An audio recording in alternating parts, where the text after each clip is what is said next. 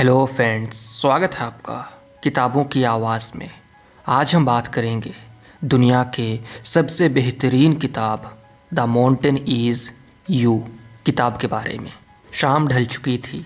कमरे की खिड़की से हल्की नीली रोशनी भीतर आ रही थी और बाहर दूर कहीं किसी के बर्तन रखने की आवाज़ गूंज रही थी। आर्यन अपने बिस्तर के कोने पर बैठा था। हाथों की उंगलियां आपस में फंसी हुई जैसे किसी अदृश्य सवाल को पकड़े हुए हो। सामने दीवार पर टंगी घड़ी की सुइयां आगे बढ़ रही थी, लेकिन उसे लगता था जैसे उसकी ज़िंदगी किसी अदृश्य जगह पर अटक गई हो। उसके भीतर हमेशा एक अजीब सी बेचैनी रहती थी। सब कुछ ठीक होते हुए भी कुछ ठीक नहीं था। पढ़ाई थी, दोस्त थे, सपने भी थे, पर हर बार जब वह आगे बढ़ने की कोशिश करता कुछ ऐसा होता कि वह खुद ही पीछे हट जाता। कभी आलस, कभी डर, कभी अचानक बदल जाने वाला मन। वह समझ नहीं पाता था कि असली रुकावट बाहर है या भीतर। उसी बेचैनी के बीच उसने मेज पर रखी एक किताब उठाई। पन्ने अभी नए थे, किनारों पर हल्की सी सियाही की खुशबू। उसने बिना सोचे पहला पन्ना खोला। शब्द धीरे धीरे उसकी आंखों में उतरने लगे। किताब ने जैसे उससे पहला सवाल पूछा, क्या सच में जिंदगी की सबसे बड़ी लड़ाई बाहर की दुनिया से होती है या अपने ही अंदर के पहाड़ से? आर्यन ने ठहर कर सोचा। उसके जीवन में जितने भी असफलताएं आई थी उनमें किसी और का नाम नहीं था। हर बार आखिरी क्षण में वही पीछे हट जाता था। जब मेहनत करनी होती तो वह मोबाइल उठा लेता। जब किसी से खुलकर बात करनी होती तो वह चुप हो जाता। जब कोई मौका सामने आता तो वह सोचता, शायद अभी सही समय नहीं है। किताब के शब्द जैसे उसके भीतर के छिपे कोनों को उजागर करने लगे। उसमें लिखा था कि कभी कभी इंसान खुद को ही नुकसान पहुंचाता है। बिना जाने, बिना समझे वह खुद के रास्ते में खड़ा हो जाता है और फिर शिकायत करता है कि रास्ता बंद है। आर्यन को अचानक अपने पिछले साल की याद आई। वह एक प्रतियोगिता में हिस्सा लेना चाहता था। उसने फॉर्म भरा, तैयारी भी शुरू की, लेकिन जैसे जैसे तारीख नज़दीक आई उसका मन घबराने लगा। उसने खुद को समझाया कि शायद वह अभी तैयार नहीं है और आखिरी दिन उसने फॉर्म ही रद्द कर दिया। बाद में जब किसी और ने वही प्रतियोगिता जीत ली तो उसने खुद से कहा, किस्मत उसकी अच्छी थी। पर आज किताब के इन पन्नों के बीच उसे महसूस हुआ कि वह किस्मत नहीं थी, वह उसका अपना डर था। किताब कह रही थी कि हर इंसान के भीतर एक ऐसा हिस्सा होता है जो उसे सुरक्षित रखना चाहता है, जो चाहता है कि वह दर्द से बचे, असफलताओं से बचे, अपमान से बचे, लेकिन वही हिस्सा कभी कभी उसे आगे बढ़ने से भी रोक देता है। वह सुरक्षा के नाम पर उसे छोटा बनाए रखता है। आर्यन ने गहरी सांस ली। उसे याद आया कि बचपन में जब वह साइकिल चलाना सीख रहा था तो कितनी बार गिरा था। तब उसने गिरने के डर से साइकिल छोड़ी नहीं थी। फिर अब क्यों हर छोटे जख्म से वह पीछे हट जाता है। पन्ने पलटते गए। किताब समझा रही थी कि आत्मविनाश कोई अचानक होने वाली चीज़ नहीं है, यह धीरे धीरे बनता है। छोटी आदतों से, टालने की आदत से, खुद को कम समझने की आदत से, दूसरों से तुलना करने की आदत से। आर्यन ने महसूस किया कि वह अक्सर दूसरों की सफलता देखकर खुद को छोटा कर लेता था। वह सोचता था कि वे लोग अलग हैं, उनमें कुछ खास है और वह बस एक सामान्य लड़का है जो बस कोशिश करता है और हार जाता है। किताब के शब्दों ने उसके इस भ्रम को धीरे से छुआ। उसमें लिखा था कि हर इंसान के भीतर क्षमता होती है, लेकिन वह क्षमता तब तक बाहर नहीं आती जब तक वह अपने अंदर के डर और सुरक्षा और पुराने घाव को पहचान नहीं लेता। आर्यन के मन में जैसे कोई पुरानी यादें जाग उठी। स्कूल में एक बार टीचर ने सबके सामने उसकी गलती पर डांटा था। उसके बाद से वह हमेशा कोशिश करता कि ज़्यादा सामने ना आए। कॉलेज में एक दोस्त ने मजाक में कहा था कि वह बहुत ओवर थिंकर है। तब से वह अपनी भावनाओं को भी दबाने लगा था। उसे अब समझ आने लगा था कि वह सिर्फ आलसी नहीं था, वह सिर्फ कमज़ोर नहीं था। उसके भीतर कुछ अनसुलझे डर थे जो हर बार उसे रोक लेते थे। रात गहरी हो रही थी, बाहर की आवाज़ें कम हो चुकी थी। कमरे में बस पन्नों की हल्की सरसराहट थी। किताब में एक विचार था, अगर जीवन में बार बार एक जैसी समस्या आ रही है तो शायद समस्या परिस्थिति नहीं बल्कि भीतर का पैटर्न है। आर्यन ने उस वाक्य को दोबारा पढ़ा।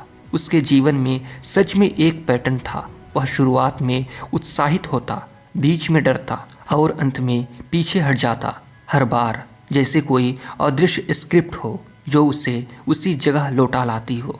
किताब यह भी कह रही थी कि इंसान अपने दर्द से बचने के लिए खुद को सीमित कर लेता है, लेकिन असली विकास दर्द से भागने में नहीं बल्कि उसे समझने में है। आर्यन ने खिड़की से बाहर देखा। अंधेरा था लेकिन दूर एक स्ट्रीट लाइट जल रही थी। उसने सोचा, शायद अंधेरे से लड़ने के लिए पूरी दुनिया को रोशनी करना जरूरी नहीं, बस एक छोटी सी रोशनी काफ़ी होती है। उसके भीतर हल्की सी जागरूकता जन्म ले रही थी, जैसे वह पहली बार खुद को बाहर से देख रहा हो, अपनी आदतों को, अपने बहानों को, अपने डर को।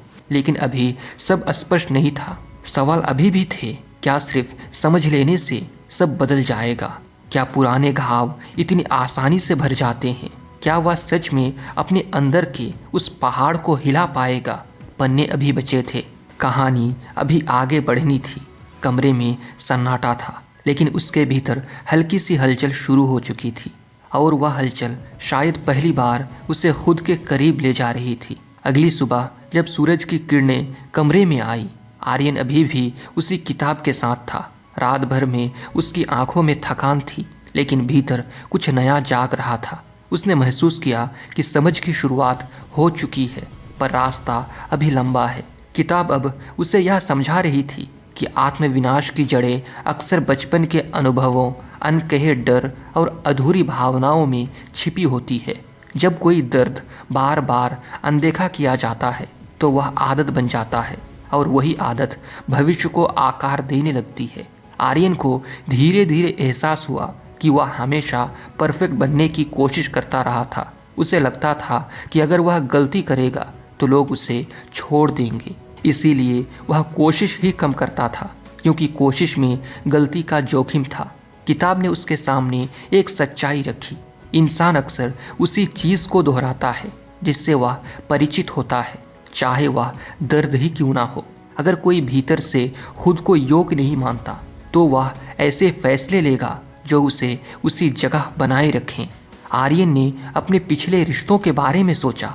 उसने हमेशा ऐसे दोस्तों को चुना जो उसे गंभीरता से नहीं लेते थे, शायद क्योंकि भीतर कहीं वह खुद को भी गंभीरता से नहीं लेता था।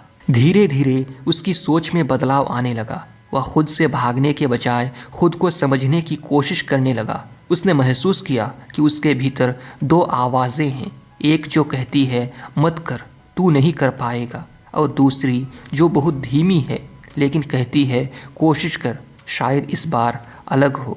किताब उसे सिखा रही थी कि बदलाव अचानक नहीं आता, वह जागरूकता से शुरू होता है। जब इंसान अपने पैटर्न को पहचान लेता है तो वह धीरे धीरे उसे बदल भी सकता है। आर्यन ने तय किया कि वह छोटी छोटी चीज़ों से शुरुआत करेगा। उसने अगले दिन अलार्म बजने पर उसे बंद करके दोबारा नहीं सोया। यह बहुत छोटी जीत थी, लेकिन उसे भीतर हल्की सी मजबूत महसूस हुई। किताब आगे कहती थी कि असली परिवर्तन तब होता है जब इंसान अपने दर्द को स्वीकार करता है, जब वह खुद से ईमानदार होता है, जब वह यह मान लेता है कि हाँ डर है, लेकिन डर के बावजूद कदम बढ़ाया जा सकता है। दिन बीतते गए। हर शाम आर्यन उसी किताब के साथ बैठता, हर पन्ना जैसे उसकी परतें खोलता जाता। उसे अब समझ आने लगा था कि वह अपने जीवन का दर्शक नहीं, निर्माता है। अगर भीतर का पहाड़ खड़ा है तो उसे हटाने की जिम्मेदारी भी उसी की है।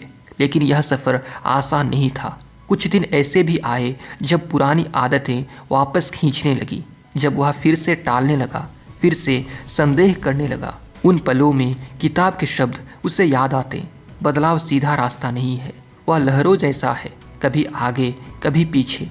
धीरे धीरे उसने खुद को माफ़ करना सीखा। उसने समझा कि जो भी पैटर्न बने थे वे कभी उसे बचाने के लिए बने थे, अब बस समय था उन्हें छोड़ने का। और एक दिन जब वह किताब के आखिरी हिस्से तक पहुंचा, उसके भीतर एक गहरी शांति थी।